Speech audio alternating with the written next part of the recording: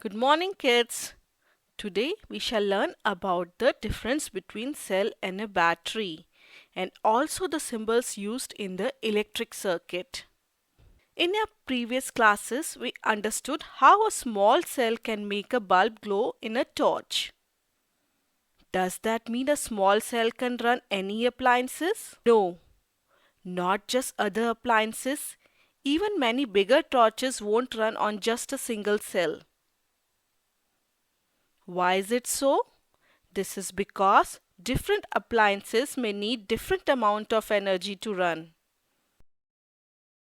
Does that mean we have to make different types of cells for each kind of appliances? No. A few different types is okay, but we cannot have a specific type of cell for each and every appliances. That would be too impractical. Then, what should be done? Well, we can use multiple cells when we need more energy to run the appliances. You must have also seen a big torch that runs on 2 or 3 cells.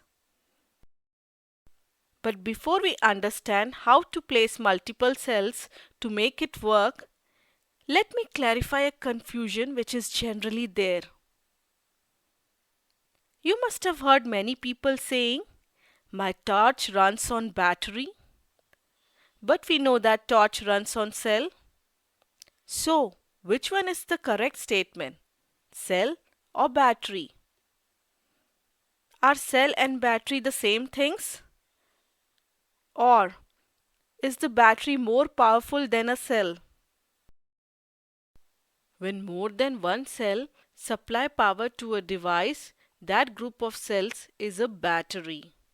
So now you know a combination of 2 or more cells is called a battery. The battery itself works like a stronger cell made by combining weaker cells, like a strong bundle of sticks is made by bundling many weaker sticks together. So, small cells are grouped to form a strong battery that can supply more energy. Big batteries are made up of many cells and can even run a car. Generally 6 cells are used in a car battery. Let us find out how does multiple cells or the battery works. Remember the circuit of the torch using a single cell in the previous class? In that circuit, instead of one cell, now we would use multiple cells. Many devices such as torches, transistors, toys, TV remote controls use multiple cells. But can we keep multiple cells in any manner? No. When we are using multiple cells, we have to put them in a fixed manner. We'll see sometimes the cells are placed one after the other, as in the case of big torch, and sometimes they are placed side by side, say as in the case of TV remote. So, how do we place multiple cells in them? In case of a torch, where the cells are placed one after the other, we see that the positive terminal of one cell is connected to the negative terminal of the next cell.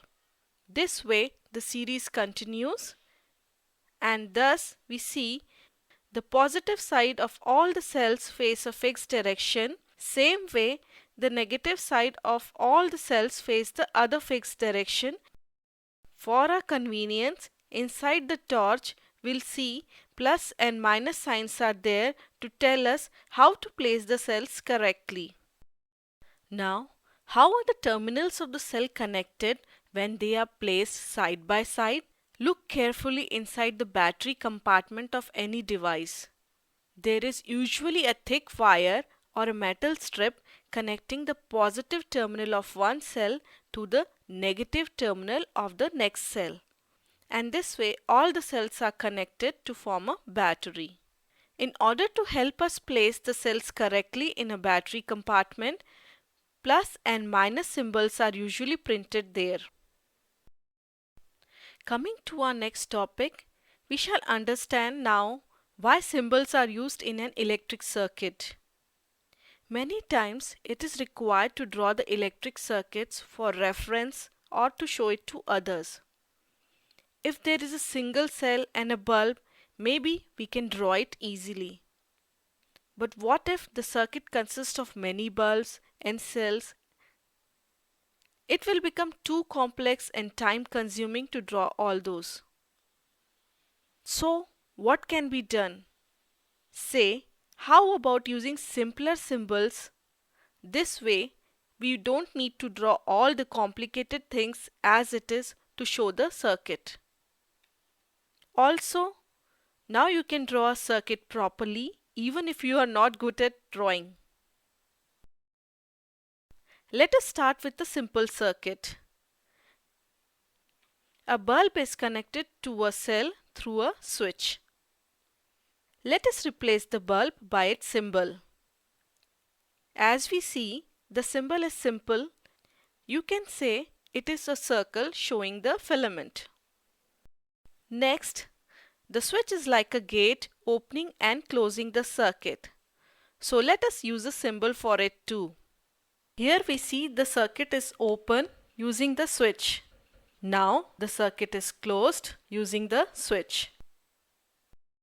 Lastly, let us use a symbol for cell. The cell has a positive and a negative terminal. So the symbol should show it too. Look, we have made a complete circuit using the symbols. See, now it is so quick and easy to draw the whole circuit. Say, now the circuit has 4 bulbs in it. It will be quicker to use symbols instead of the actual bulbs, right? What if many cells are there instead of just one?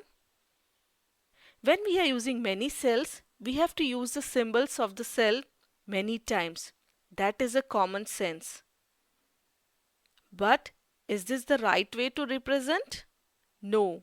As the cell has a positive and negative terminal, we have to be careful that cell symbols are used properly with all the positive sides facing in a fixed direction.